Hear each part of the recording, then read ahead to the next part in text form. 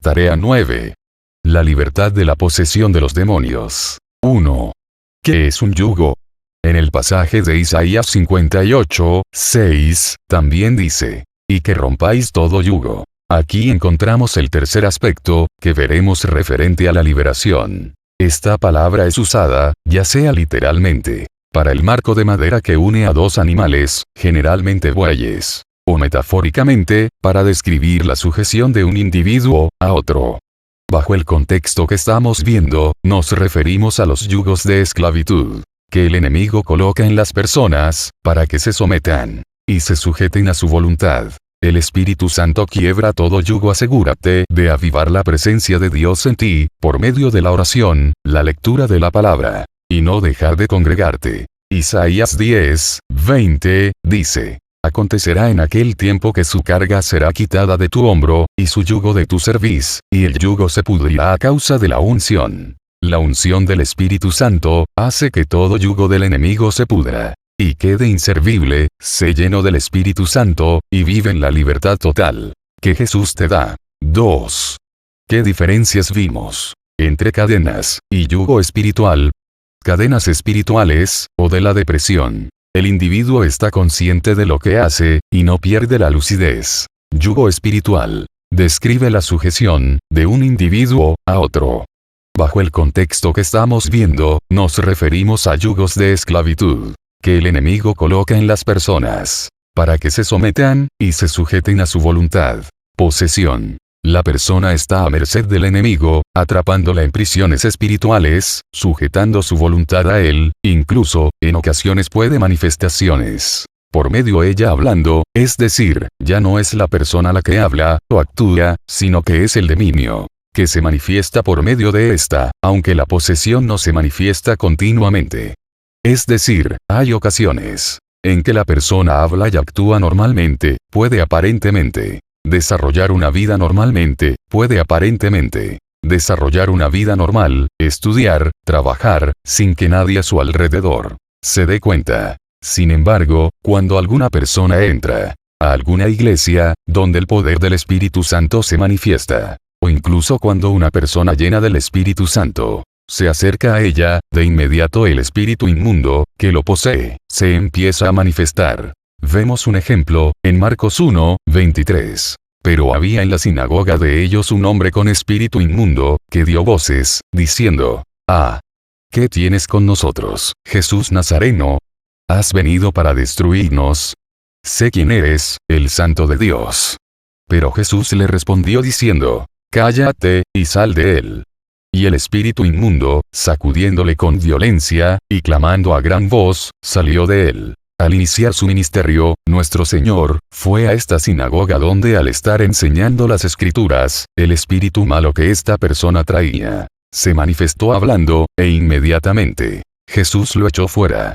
Es importante señalar que el hombre con el espíritu inmundo se encontraba en el lugar donde se enseñaban las Escrituras, es decir, en la sinagoga. Probablemente era un fiel congregante, que conocía de las Escrituras, e incluso servía, pero estaba poseído por un demonio. La persona no se endemonió, porque Jesús llegó ahí, ya que estaba endemoniada. Nos ha tocado ver que algunas personas, cuando han asistido a la iglesia y se han manifestado demonios en ellas, sus familias dicen, desde que fue a la iglesia, tuvo esos problemas. En realidad, esa persona ya estaba endemoniada, pero al estar en un ambiente lleno del Espíritu Santo, el demonio no puede soportar el fuego de Dios, y se manifestó. 3. ¿Por qué entran los demonios a las personas? Encontramos en la Biblia la razón por la que los demonios toman control sobre las personas. Podemos asegurar que esto sucede por vivir en desobediencia a Dios, rebelándose contra él. Por ejemplo, cuando el rey Saúl se rebeló contra Dios, un espíritu malo comenzó a atormentarlo. 4. ¿Qué dice el Salmo 107, 10? En Salmo 107, 10, la Escritura dice, algunos moraban en tinieblas y sombra de muerte, aprisionados en aflicción y en hierros, por cuanto fueron rebeldes a las palabras de Jehová, y aborrecieron el consejo del Altísimo. Este pasaje afirma que algunos moraban en tinieblas, sombras de muerte y aprisionados en aflicción. Los factores determinantes para que entren demonios a una persona que este pasaje nos señala son: rebeldía a la palabra de Dios y aborrecer su consejo. 5. ¿Cuáles son las causas más comunes por las que los demonios entran en las personas? Las causas más comunes que encontramos son la idolatría, en específico cuando los padres ofrecen en pacto a sus hijos a ídolos, pues ya vimos, detrás de estos hay demonios. Pactos con las tinieblas, practicar la hechicería, y todo lo que tenga que ver con la obra del enemigo, como el espiritismo, magia, brujería, adivinación, y otras más. Sentimientos como odio, rencor y miedos. 6. ¿Qué hicieron los habitantes de Éfeso cuando se dieron cuenta del poder de Dios?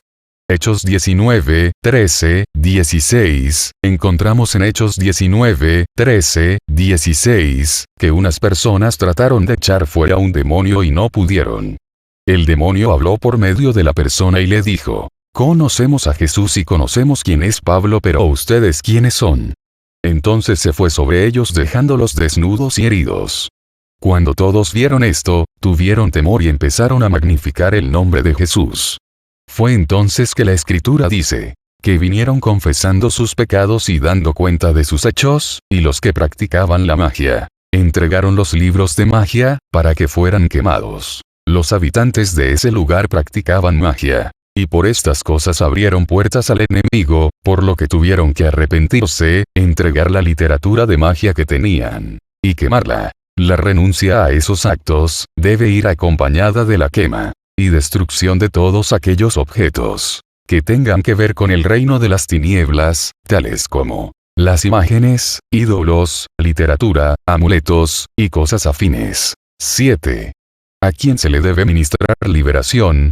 Para aquellas personas que deciden entregar sus vidas a Jesús, es decir, para los hijos de Dios. Recordamos que el misterio de Jesús mencionado en Isaías 61, traería, primeramente, las buenas nuevas, después de sanar a los quebrantados de corazón, y enseguida la liberación de los oprimidos.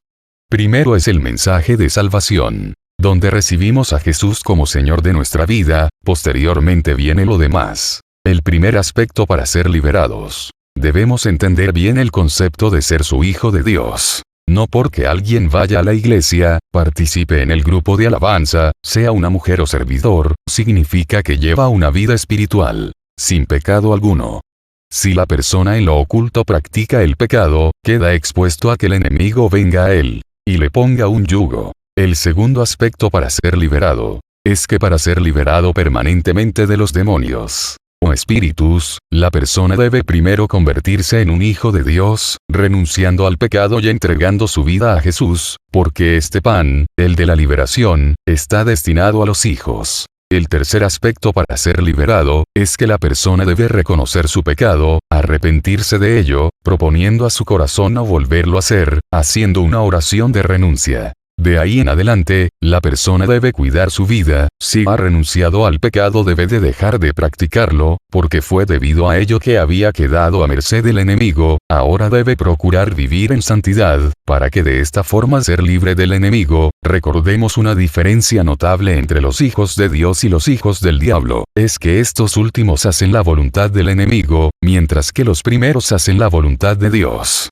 La liberación no es para aquellas personas que desean volver atrás, o que no están convencidas de tener que cambiar. ¿Por qué?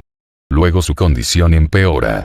Por eso, la liberación no debe ser para personas que no están dispuestas a cambiar. El Señor muestra en Isaías 58, 6, su deseo de que seamos libres de todo yugo que el enemigo haya puesto sobre nuestra vida, y nos tenía sujetos a él. Isaías 58, 6, RBR 1960. No es más bien el ayuno que yo escogí, desatar las ligaduras de impiedad, soltar las cargas de opresión, y dejar ir libres a los quebrantados, y que rompáis todo yugo.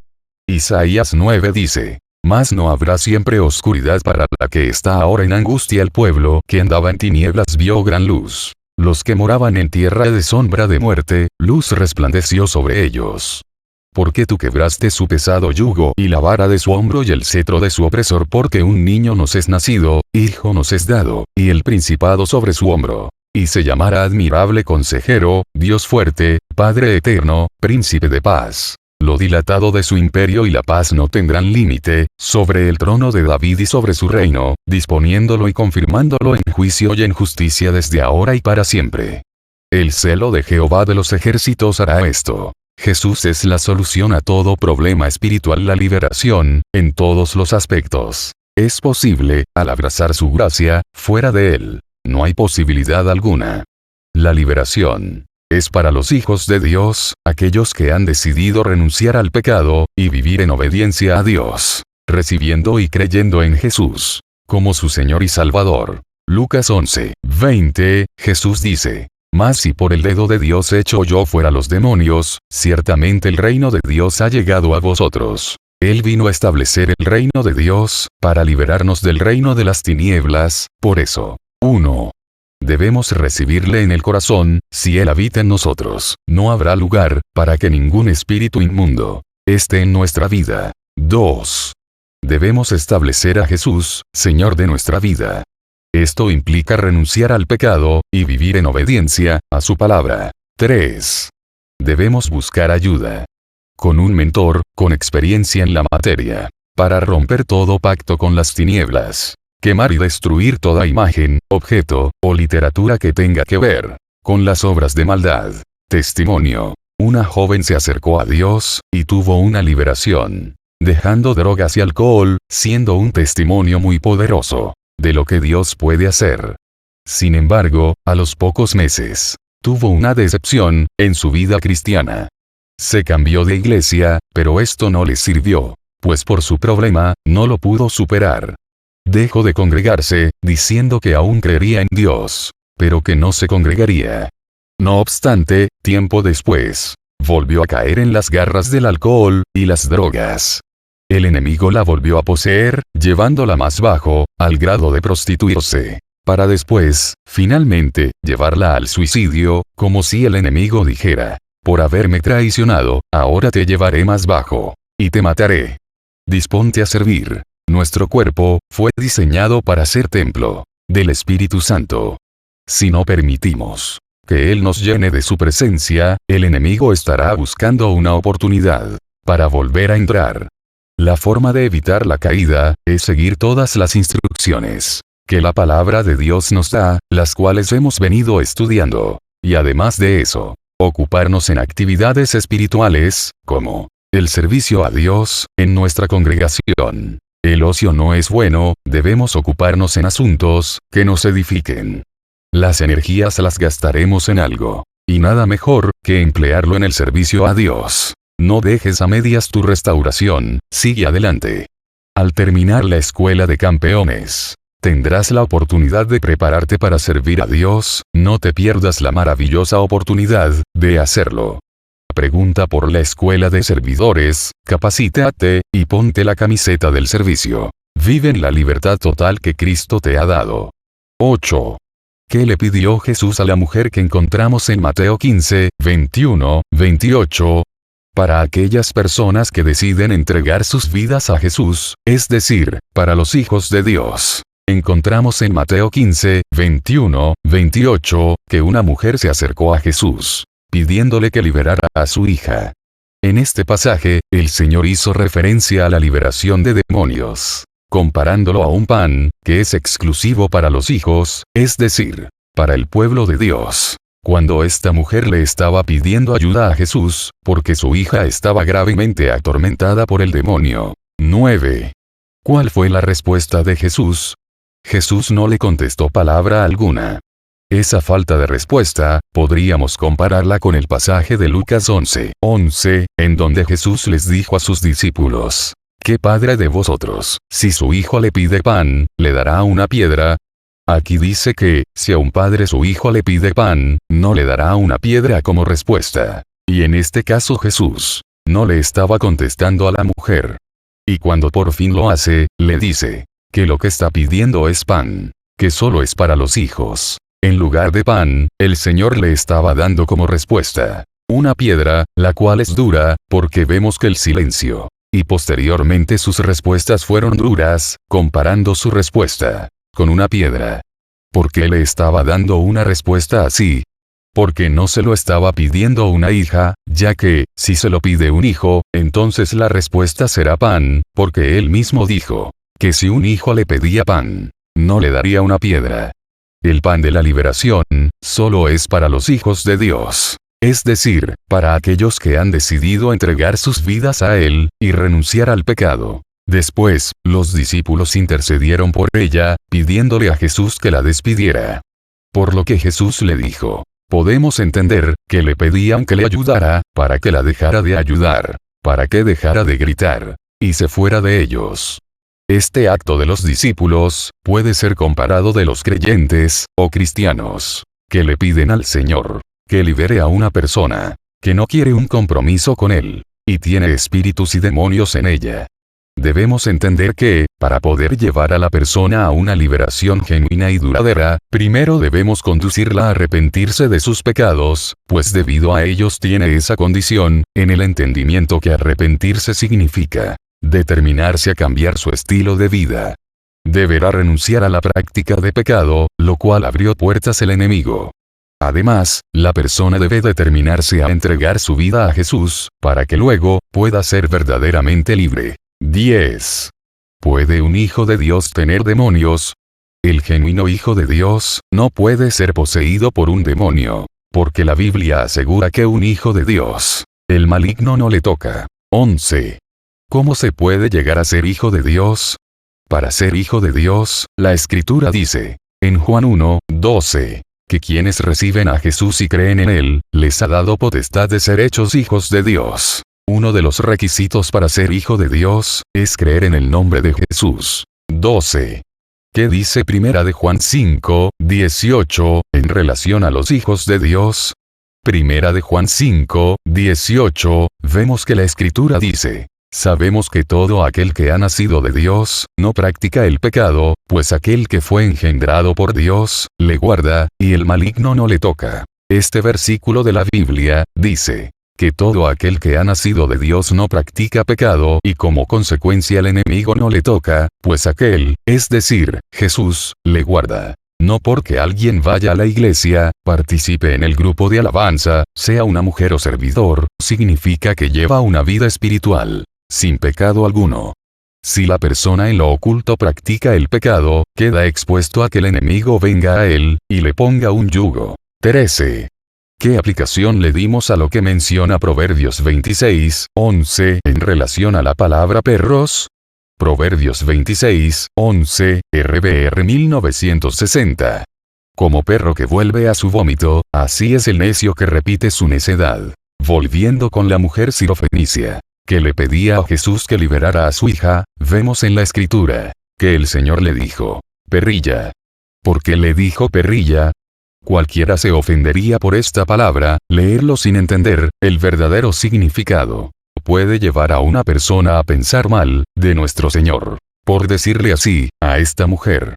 Sin embargo, al ver estos pasajes de la Escritura, nos damos cuenta, el significado que le daban a los perros. Es alguien que no quiere cambiar. Veamos que por ejemplo, en Proverbios 26:11, la Escritura dice, como el perro que vuelve a su vómito, así es el necio que vuelve a su necedad.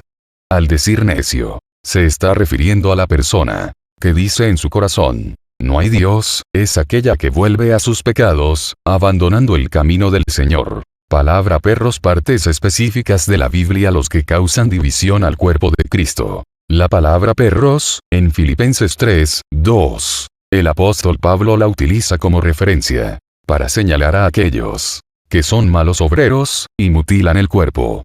¿Qué es mutilar el cuerpo? Se refiere a dividir el cuerpo de Cristo, es decir, la iglesia. Los malos obreros, son aquellos que lejos de trabajar en la unidad y crecimiento de la obra del Señor, se empeñan a poner tropiezo, y dividir, mutilar, a la iglesia, haciéndole daño a la obra del Señor, por medio de chismes, contiendas, divisiones, y situaciones similares. Los que practican hechicería, y cosas afines. También en Apocalipsis, encontramos la palabra perros, diciendo que estos no entrarán, por las puertas de Jerusalén.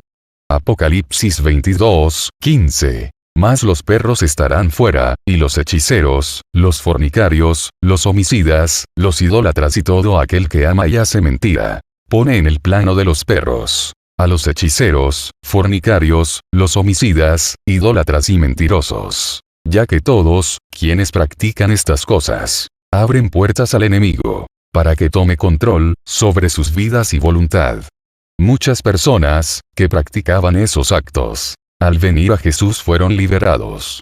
Sin embargo, primero era necesario recibir a Jesús y renunciar al pecado, para que la liberación, que es el pan de los hijos, fuera posible. Esta mujer era cananea, y los cananeos tenían, entre otras costumbres, la idolatría y hechicería. Por eso Jesús le decía a esta mujer: no es bueno darle el pan que está destinado a los hijos, a los perrillos. Es decir, a las personas que realizan estas prácticas, y no quieren renunciar a ellas. Sin embargo, la mujer le contestó, que aún los perrillos comen de las migajas que caen de la mesa de los hijos.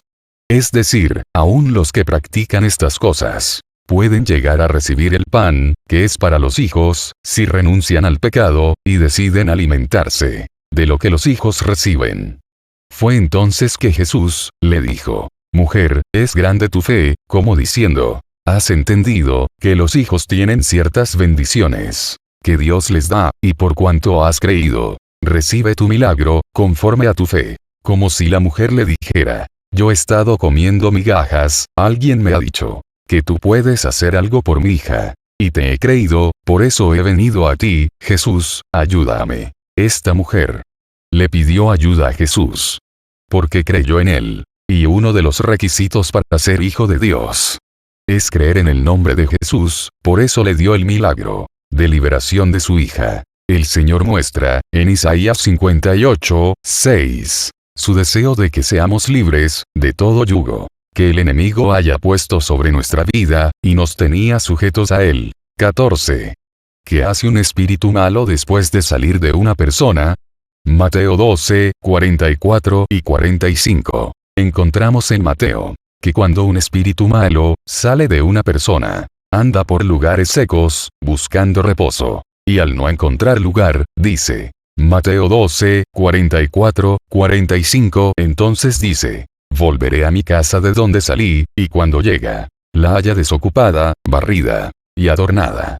Entonces va, y toma consigo otros 7 espíritus, peores que él, y entrados, moran allí. Y el postrer estado de aquel hombre, viene a ser peor que el primero. Esa casa, representa la vida de la persona. El espíritu malo, salió de ella, y anda por lugares secos, buscando reposo.